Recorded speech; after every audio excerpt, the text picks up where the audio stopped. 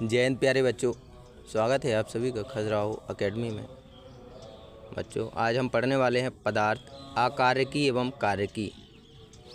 होता क्या है आपको पता होना चाहिए। पौधों में तना क्या होता है, पत्तियां क्या होती हैं, फूल फल कैसे उसमें निकलते हैं। जो भूमिगत भाग होता है, जो ज़मीन के अंदर होता है, उसे क्या बोलते हैं? जड़, यानी जड़ तंत्र। जिनसे वायवीय भाग, जो पत्ते वगैरह सांस ऑक्सीजन छोड़ते हैं और कार्बन डाइऑक्साइड ग्रहण करते हैं, उन्हें क्या बोलते हैं? वायवीय भाग।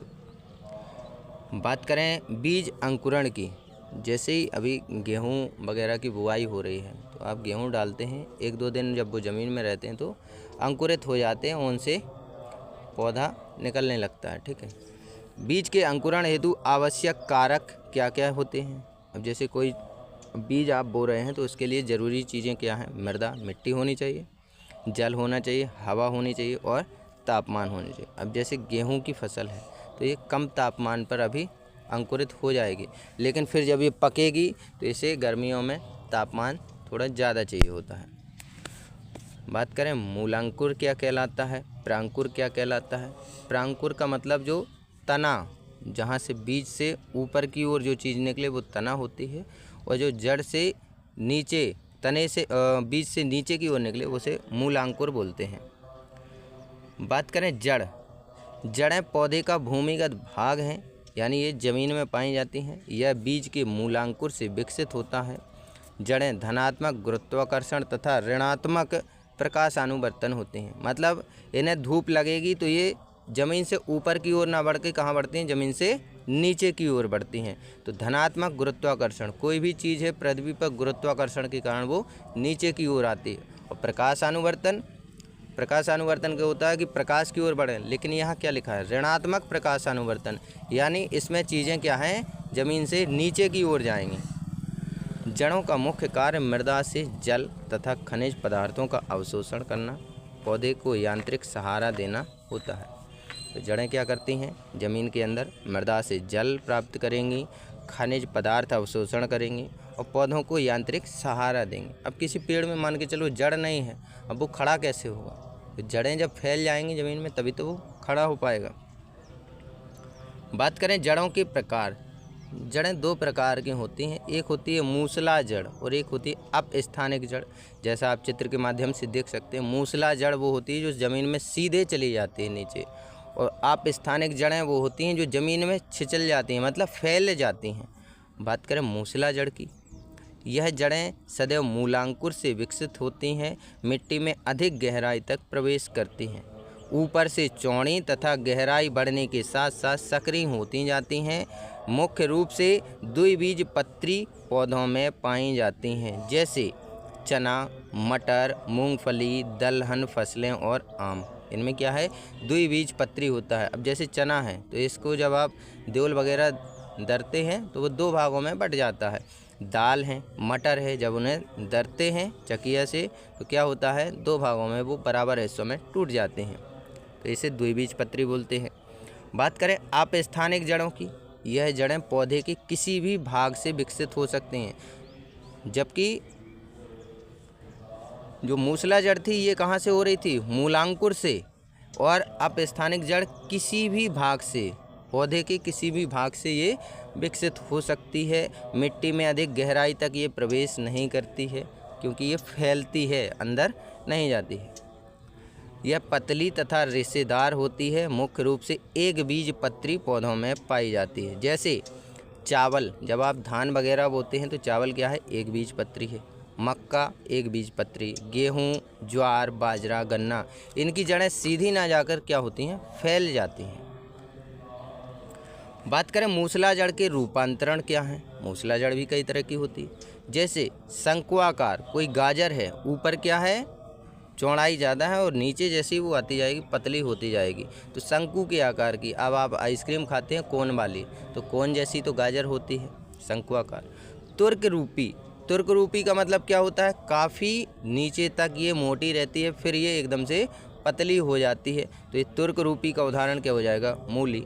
कुंभी रूपी, जैसे शलजम और चुकंदर होता है, कैसे होता है? प्याज की तरह होता है ना, गोल गोल बंटा टाइप का होता है, तो ये कुंभी रूपी हो गया। गांठेदार जो शकरकंद आता है बाजार में मिलता है, ये क्या हो, गांठेदार होती हैं, इनमें गांठें होती हैं। बात करें यांत्रिक सहारा देने वाली जड़ें कौन कौन सी होती हैं, एक होती है स्तंभ मूल, बरगद।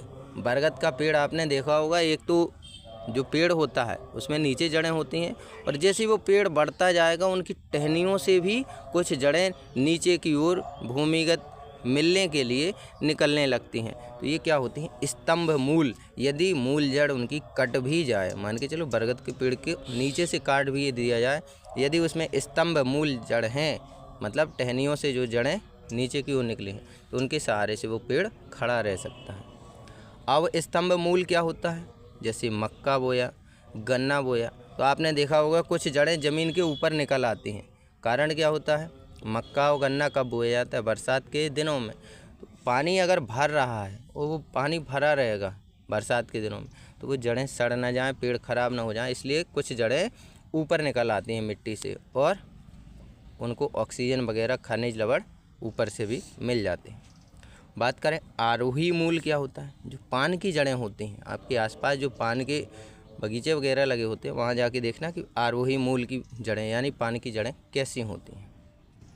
बात करें श्वसन मूल यानी रेस्पिरेटरी रूट क्या होती हैं, दलहली जो दलदली पौधों की जड़ें होती हैं, श्वसन कार्य हेतु दलदल से बाहर आकर श्वसन करती हैं। अब जहाँ कीचड़ वगैरह ज़्यादा होगा, अब जैसे बरसात में है तो कोई दाल वगैरह आप बोते हैं, तो उसमें पानी में क्या होता है, पानी भरा रहता है खेत में, दलदल टाइप का हो जाता है, आप पैर रखेंगे तो घुटने तक आपका पैर धंस जाएगा, दलदली हो गया। जड़ों की सतह पर बातरंध यानी न्यूमेटोफोर पाए जाते हैं, जिनके द्वारा गैसों का आदान प्रदान होता है। तो जड़ों की सतह क्या है, कुछ बाहर निकल आते हैं, उनमें न्यूमेटोफोर पाया जाता है, जिस कारण गैसों का आदान प्रदान अच्छे से हो जाता है। जैसे आपने सुंदरबन टाइगर रिजर्व सुना होगा, सुंदरबन जो पश्चिम बंगाल में है, जहाँ गंगा नदी बंगाल की खाड़ी में मिलती है, वहाँ क्या है, मैंग्रोव नाम के पौधे पाए जाते हैं। अब ये होते तो समुद्र में हैं, कहाँ से शुरू होते हैं, समुद्र से। अब समुद्र में जड़ें रहेंगी तो वो तो ख़राब हो जाए, इसलिए इनकी जड़ें कहाँ होती हैं, पानी के ऊपर भी निकल आती हैं। मैंग्रोव पादप राइजोफेरा में उपस्थित श्वसन मूल जड़ है। नाइट्रोजन स्थिरीकरण जड़ें, कुछ दालें बरसात के दिनों में इसीलिए बोई जाती हैं ताकि जो मिट्टी में खाद वगैरह है उनकी यदि कमी हो रही है, तो दालें वगैरह यदि आप बो देते हैं तो दालों के माध्यम से नाइट्रोजन ज़मीन में पहुंच जाएगी। जैसे आप DAP और यूरिया खाद डालते हैं ना गेहूं वगैरह में, तो यदि वो कम डालना है तो बरसात के दिनों में यदि आप दालें बोते हैं तो नाइट्रोजन ज़मीन में स्थिरीकरण हो जाएगा, अंदर पहुंच जाएगी, जिस कारण आपको अगले सीज़न में जैसे रबी की फसल है खाद वगैरह कम डालना होगा। दलहनी फसलों की जड़ों में राइजोबियम नामक जीवाणु पाया जाता है, जो वायुमंडलीय नाइट्रोजन का स्थिरीकरण कर लेता है, मतलब स्टोर कर लेता है इसे। बात करें तना क्या होता है, तना पौधे का वायवीय भाग है, जिसकी उत्पत्ति बीज के अंकुरण के समय कहाँ से होती है, प्रांकुर से। जैसे ही बीज फूटेगा, जैसे उसे नमी मिलेगी, मिट्टी मिलेगी, वो फूट जाएगा, और फूटेगा तो इसकी उत्पत्ति कहाँ से होगी, अंकुरण के समय प्रांकुर से इसकी उत्पत्ति हो जाती है।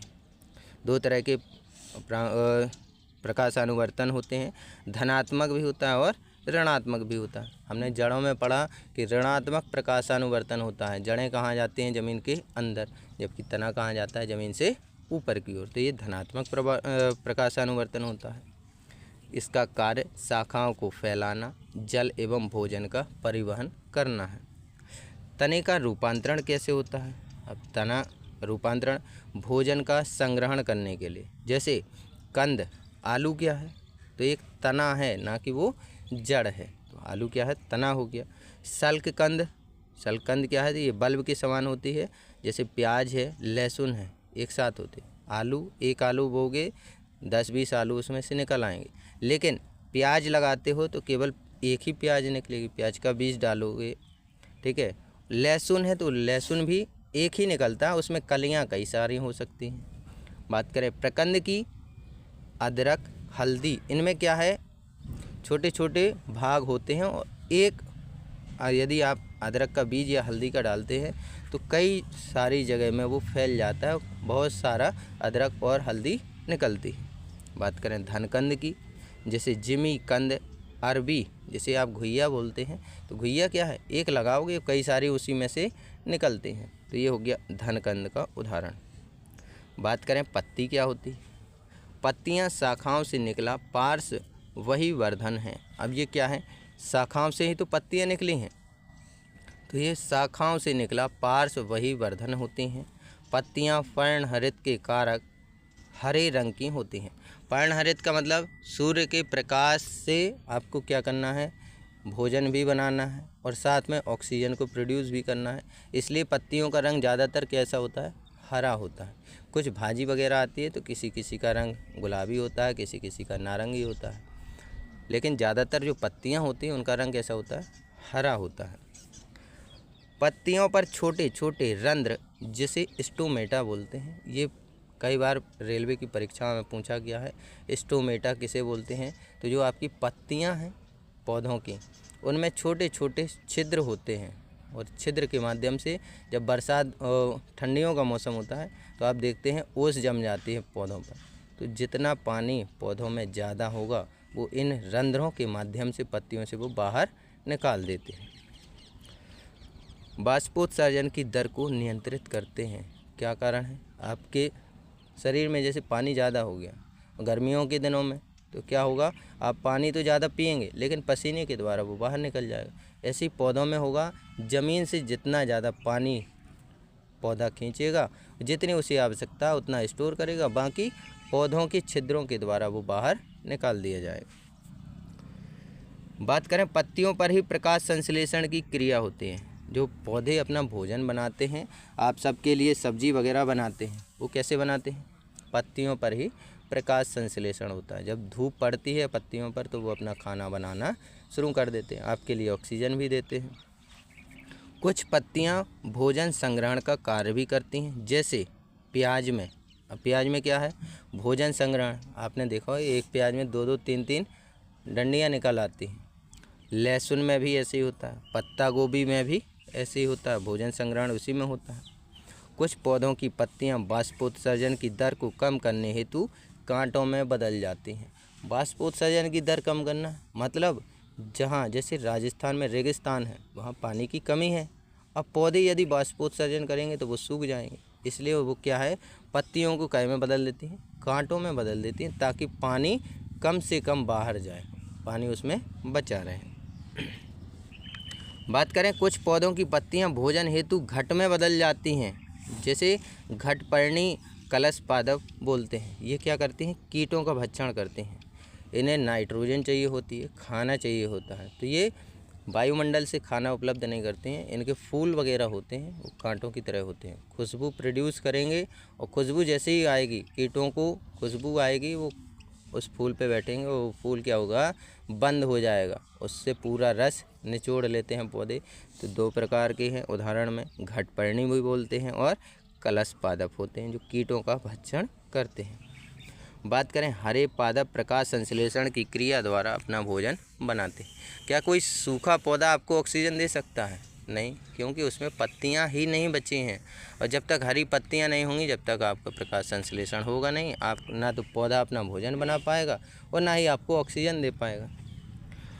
प्रकाश संश्लेषण के लिए फॉर्मूला क्या होता है, जो आपने अपनी नाक से कार्बन डाइऑक्साइड रिलीज कर दी, इसके साथ पानी के 12 अणु मिलेंगे, जिससे और इसी के साथ में क्या होगा, सूर्य का प्रकाश जब पौधों में पड़ेगा तो कार्बन के 6 अणु, हाइड्रोजन के 6 अणु और ऑक्सीजन के 6 अणु मिलकर क्या बनाएंगे, भोजन बनाएंगे। इसके साथ ऑक्सीजन के 6 अणु निकलेंगे, जैसे अपने नाक से CO2 निकाले, ऐसे ही पौधे क्या करेंगे, पत्तियों से ऑक्सीजन निकाल देंगे, इसी के साथ पानी के भी 6 अणु बाहर निकल जाते हैं।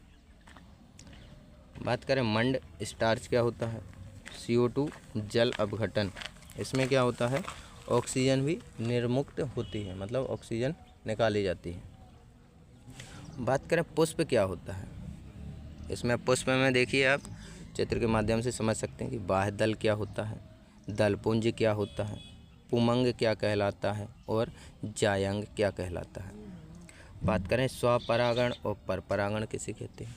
स्वपरागण मतलब किसी दूसरे से ना कुछ लेना है ना कुछ देना है। परपरागण अपने फूल के कण दूसरे फूल पर पहुँचेंगे, वहाँ से फिर बीज अंकुरित होगा।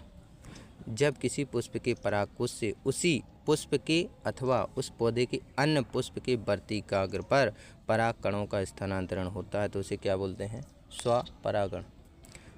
परपरागण जब एक पुष्प के परागकोश से उसी पत्ती के दूसरे पौधे के वर्तिकाग्र पर पराग कणों का स्थानांतरण होता है तो उसे बोलते हैं परपरागण। बात करें निषेचन, जो पराग कण होते हैं नर युग्मक तथा अंडाणु जो मादा युग्मक पुष्प होता है, जब ये मिलेंगे तो ये क्या कहलाता है, नर युग्मक परागकण और मादा युग्मक अंडाणु जब ये मिलेंगे तो इनका निषेचन हो जाता है। अब फल जब निषेचन हो जाएगा तो निषेचन के बाद एक परिपक्व अंडाशय फल कहलाता है। तो जब दो फूल मिलते हैं तो उनसे क्या बनता है, एक फल बन जाता है। बात करें सत्य फल और असत्य फल क्या होता है। जिन फलों का निर्माण अंडाशय के परिपक्व होने से होता है उन्हें सत्य फल कहते हैं, जैसे आम, अंगूर, अमरूद, बादाम, ये सब क्या है, सत्य फल है। अब जिन्हें आप फल कहते हैं वो अन्य जो फल हैं वो क्या है, असत्य फल है। देखते हैं असत्य फल कौन कौन से हैं। जब फल का निर्माण पुष्प के अंडाशय से ना होकर कुछ अन्य भागों से होता है तो इसे क्या बोलते हैं, असत्य फल बोलते हैं। जैसे सेब, आप सेब खाते हैं तो ये क्या है, असत्य फल है। नाशपाती, काजू, केला, ये सब क्या है, असत्य फल के अंतर्गत आते हैं, क्योंकि इनका निर्माण पुष्प के अंडाशय से ना होकर अन्य भागों से होता है। बात करें बीज की, जो निषेचित अंडाणु हैं बीज कहलाते हैं। जैसे दो फूल थे, नर युग्मक और मादा युग्मक अंडाणु, जब ये मिल जाएंगे तो ये एक निषेचन करेंगे, युग्मक बनेगा, युग्मक के बाद क्या होगा, बीज का निर्माण होगा। बीज बनेगा तो बीज से फूल बनेगा, फूल से फल बनेगा। बात करें वर्गीकरण की, जीवों को उनकी समानता असमानता के आधार पर विभिन्न वर्गों में रखने की प्रक्रिया वर्गीकरण कहलाती है। नेमिंग ऑफ ऑर्गेनिज्म, जीवों के वैज्ञानिक नाम देना। जैसे लैटिन और ग्रीक नाम में हम सभी पौधों के नामों को पढ़ते हैं, वैज्ञानिक नाम। दो शब्दों से बना होता है। पहला जो शब्द होता है वो वंश को बताता है, किस वंश से हैं, दूसरा जाति को बताता है। फर्स्ट लेटर कैपिटल लेटर में होता है, जैसे जीनस कैपिटल अंडरलाइन, जैसे राना टिग्रीना, ये क्या है, राना टिग्रीना एक राना वंश हो गया, और जाति क्या है, टिग्रीना। बात करें शेर को वैज्ञानिक नाम क्या दिया गया है, पैंथेरा लियो। बाघ को पैंथेरा ट्रिगेस, चीता को पैंथेरा पार्डूस। ये दो नामकरण पद्धति में दिए गए थे। त्रिनामकरण पद्धति आई इसके बाद, तीन शब्दों से नाम दिया जाने लगा, पहला वंश, दूसरा जाति और तीसरा उपजाति। नामकरण कैसे होगा, जीवों को वैज्ञानिक नाम देने की पद्धति नामकरण पद्धति कहलाती है। सर्वप्रथम कैरोलस लिनियस नाम के वैज्ञानिक ने अपनी किताब सिस्टेमा नेचुरी में नामकरण के बारे में बताया था। द्विनामकरण पद्धति, इस पद्धति में प्रत्येक जीव को दो शब्दों का एक नाम दिया जाता है। पहला शब्द वंश को, दूसरा शब्द जाति को बताता है। वंश का पहला अक्षर कैपिटल लेटर में, जाति का पहला अक्षर स्मॉल लेटर में होता है। जैसे शेर, अब शेर का नाम क्या है, पैंथेरा लियो, तो पैंथेरा में पी कैपिटल है और लियो में एल स्मॉल लेटर में। मेढक, मेढक का वैज्ञानिक नाम क्या है, राना टिग्रीना, तो राना कैपिटल लेटर में आर है, टिग्रीना का टी जो है स्मॉल लेटर में। बात करें त्रिनामकरण पद्धति, इस पद्धति में जीवों को तीन शब्दों का एक नाम दिया गया है। पहला शब्द वंश, दूसरा जाति और तीसरा उपजाति को दर्शाता है। जैसे भारतीय कौवा, तो इसे क्या बोलते हैं, कार्बोस स्प्लेडेंस स्प्लेडेंस, इसमें जाति का नाम भी स्प्लेडेंस है और उपजाति का नाम भी स्प्लेडेंस है। और कौवे को क्या बोलते हैं, कार्बोस। बात करें महत्वपूर्ण वैज्ञानिक नाम, एक तरफ जीव है एक तरफ वैज्ञानिक नाम है। टाइगर पैंथेरा टिग्रिस, केंचुआ जिसे अर्थवर्म कहते हैं पेरिथीमा पोस्थ्यूमा, गाय को बॉस इंडिकस बोलते हैं। कोबरा जो सांप है इसे क्या बोलते हैं? नाजा नाजा। जबकि सांप आ जाता है तो क्या बोलते हैं? भाग जा भाग जा। और नाम क्या है इसका? नाजा नाजा। मक्खी मस्का डोमेस्टिका बोलते हैं। कुत्ते को कैनिस फैमिलियर्स बोलते हैं, क्योंकि कुत्ता क्या है? बिल्ली की प्रजाति का एक सदस्य है। बिल्ली को फेलिस डोमेस्टिका बोलते हैं। अब बात करें प्लांट के नामों की। गुलाब को क्या बोलते हैं? रोज़ा इंडिका। आम को मैंजीफेरा इंडिका। मनुष्य को होमो सैपियंस। भैंस को बॉस इंडिकस। गेहूं को ट्रिटिकम एस्टिवम। मक्का को जी माइस। चावल को ओराइजा सटाइवा। आलू को सोलेनम ट्यूबरोसम बोलते हैं। प्याज को एलियम सेपा बोलते हैं। टमाटर को सोलेनम लाइक्रोपर्सियम बोलते हैं। मटर को पीजम सेटिवम बोलते हैं। अदरक को जिंजबार ऑफिसिनेलिस बोलते हैं। सोयाबीन को ग्लाइसाइन मैक्स बोलते हैं। नीम को एजोडी रेक्टा इंडिको। वर्गीकरण जीवों को उनके समानता असमानता के आधार पर विभिन्न वर्गों में रखने की पद्धति क्या कहलाती है? वर्गीकरण कहलाती है। द्विजगत वर्गीकरण 1707 से 1778 तक एक स्वीडिश वैज्ञानिक हुए, जिन्होंने 1758 में बताया था द्विजगत पद्धति के बारे में। कैरोलस लिनियस द्वारा दिया गया था नाम। लिनियस ने समस्त जीवों को 2 जगत पादप और जंतु में बांटा। 5 जगत वर्गीकरण जो हम पढ़ेंगे आगे की क्लास में। R.H. व्हिटेकर ने सन 1969 में 5 जगत वर्गीकरण दिया था। ये थी आपकी बॉटनी की फर्स्ट क्लास।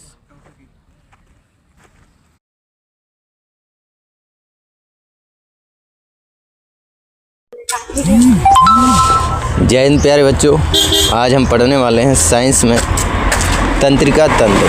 तंत्रिका तंत्र होता क्या है? सीधी भाषा में, जैसे आपके हाथ पे मच्छर बैठ गया तो वहाँ से सिग्नल सीधे तंत्रिका के माध्यम से आपके माइंड में पहुँचेगा। माइंड के द्वारा दूसरे हाथ में सिग्नल तुरंत पहुँचेगा, वो मच्छर आपके द्वारा मार दिया जाएगा।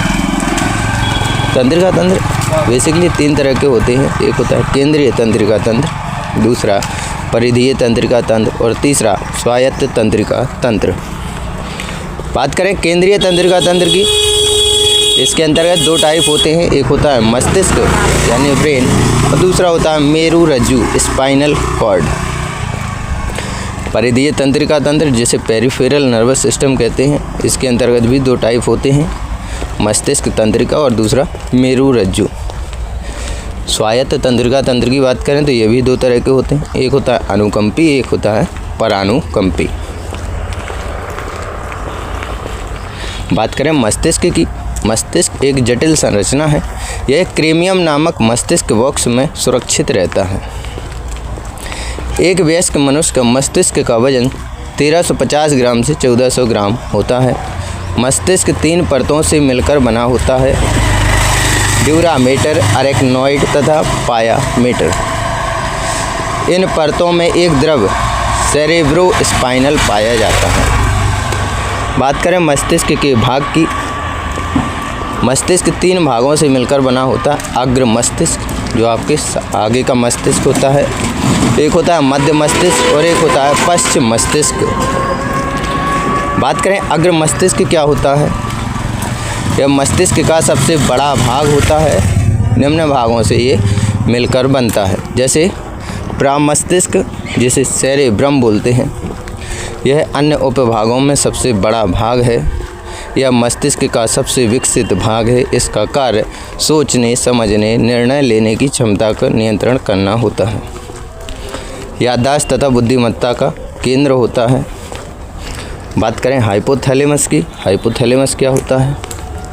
ये भावनाओं को, भूख, प्यास एवं शरीर के तापमान के नियंत्रण का कार्य करता है। पीयूष ग्रंथि के पास होता है।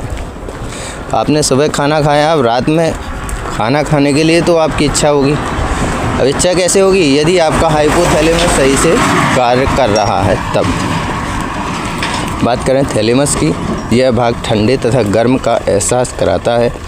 पीनियल ग्रंथि के पास स्थित होता है। बात करें मध्य मस्तिष्क की, मिड ब्रेन कार्पोरा क्वाड्रिजेमिना, यह देखने तथा सुनने का केंद्र होता है। तो आप जो देख पा रहे हो, सुन पा रहे हैं, तो मध्य मस्तिष्क के तहत कार्पोरा क्वाड्रिजेमिना के द्वारा आप देख और सुन पा रहे हैं। मध्य भाग में गंध का केंद्र होता है। पनीर बन रही होगी तो खुशबू अलग से आ जाएगी, और कहीं गंदगी डली होगी तो उसकी बदबू भी आ जाती है। बात करें मध्य मस्तिष्क के अंतर्गत सेरिब्रल पेंडिकल की, यह अग्र एवं पश्च भाग को जोड़ने का कार्य करता है। बात करें पश्चिम मस्तिष्क की, यह मस्तिष्क का दूसरा बड़ा भाग होता है। इसके अंतर्गत भी प्रकार आते हैं, जैसे अनुमस्तिष्क, जिसे सेरेबेलम बोलते हैं, शारीरिक संतुलन तथा गति संचलन का केंद्र होता है।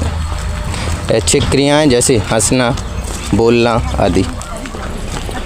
गति एवं संचलन का केंद्र होता है हंसना, बोलना, इसी के द्वारा होता है। मेडुला ऑब्लंगेटा, जिसे छोटा दिमाग बोलते हैं।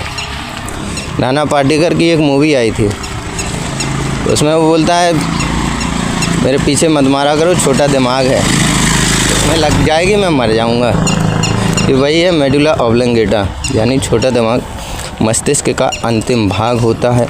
इसमें श्वसन केंद्र, हृदय केंद्र, प्रतिवर्ती क्रिया केंद्र होता है।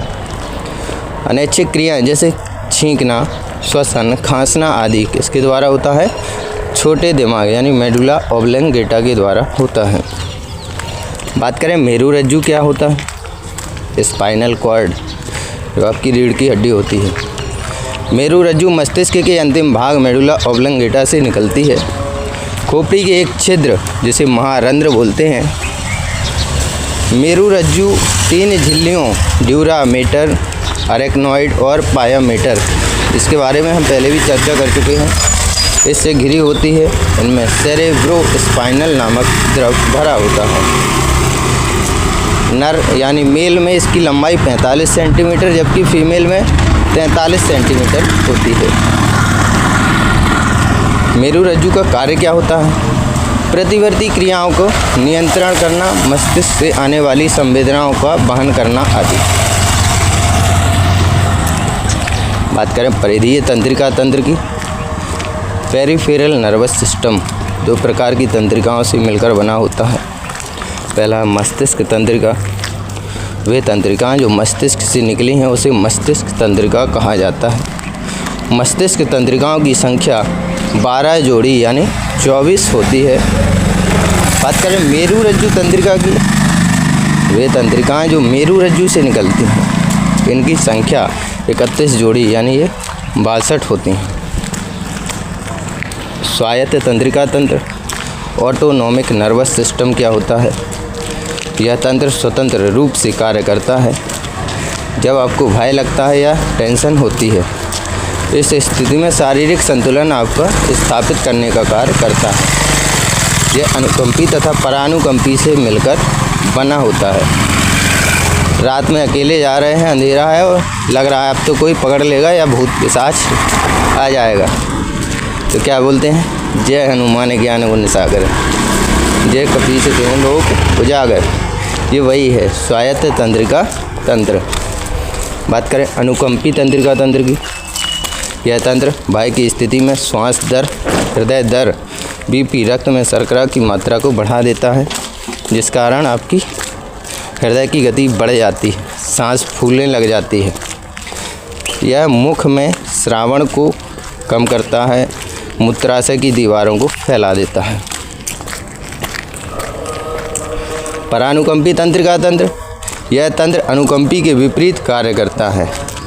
अनुकंपी द्वारा किए गए कार्य के विपरीत श्वास दर, हृदय दर, ब्लड प्रेशर, रक्त में शर्करा की मात्रा को सामान्य करता है। जब आपको डर लगेगा तो आपकी बीपी वगैरह बढ़ जाएगी, तो इसे कम कौन करता है? परानुकंपी तंत्रिका तंत्र। यह मुख में लार के पुनः श्रावण मूत्राशय की दीवारों को संकुचित करता है, शांति एवं सुखद एहसास दिलाता है।